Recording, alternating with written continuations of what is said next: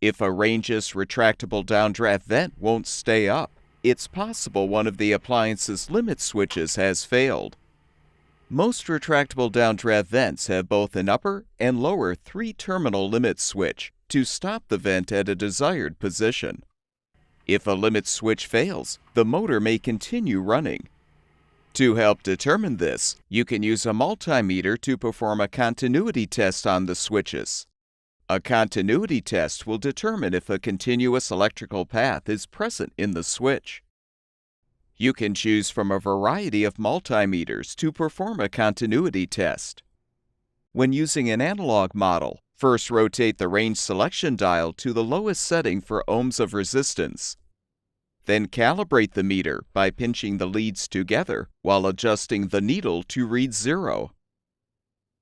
When using a digital model, again rotate the dial to the lowest setting for ohms of resistance, or resistance with tone if the meter has this option.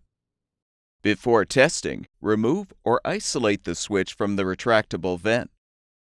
3-terminal switches will have a common terminal, a normally closed terminal that provides continuity before the switch is actuated, and a normally open terminal that provides continuity after the switch is actuated. The common terminal is usually designated by the letter COM, the normally closed terminal by the letters NC, and the normally open terminal by the letters NO. Contact the meter's black lead to the common terminal and the red lead to the normally open terminal, then actuate the switch. If the meter reading shows 0 ohms of resistance, the switch has continuity and should be functional.